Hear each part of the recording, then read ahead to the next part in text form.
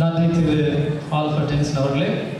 அடுத்ததாக மற்றொரு சிறப்புரை கிராய்டன் தமிழ் நல்வாழ்வு சங்க vice chairman doctor S Suresh Babu அவர்களை மேடைக்கு அழைக்கிறோம்.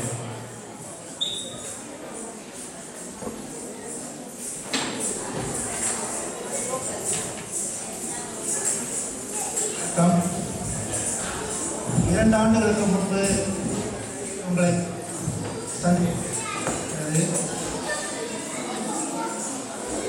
மறுபடியும் உங்களை சந்திப்பதில் மிக மகிழ்ச்சி அடைகிறேன். இந்த பொங்கல் விழா மிகவும் சிறப்பாக கொண்டாட என்னுடைய விருப்பத்தை தெரிவித்துக் கொள்கிறேன். சிறுவயதில் நான் கிராமத்தில் படிக்கும் பொழுது எல்லோரும் வீட்டுக்கு வெளியே வந்து பொங்கல் சூரியனை வழிபாட்டு கொண்டாடினார்கள். அதை நான் கண்டு கழித்திருக்கிறேன். பிறகு நகரத்திற்கு வந்து விட பொழுது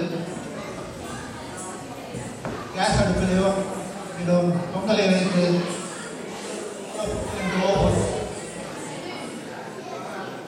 பொங்கல் என்பது எல்லோரும் சேர்ந்து கூடி கழித்து கொண்டாட வேண்டிய ஒரு திருவிழா. இது தமிழர் திருவிழா. என்னுடைய மைத்தினர் கனடா நாட்டில் இருக்கிறார். அங்கு பனி பெய்து கொண்டிருக்கிறது. பொங்கல் விழா கொண்டாடுகிறார்கள். என்னுடைய நெருங்கிய நண்பர் ஒருவர் ஆஸ்திரேலியாவில் இருக்கிறார். அங்கு வெள்ளம் கரைபுரண்டு ஓடுகிறது. அவரிடம் இழந்து மேல் வருகிறது. அவரும் அங்கு கொண்டாடுகிறார்கள்.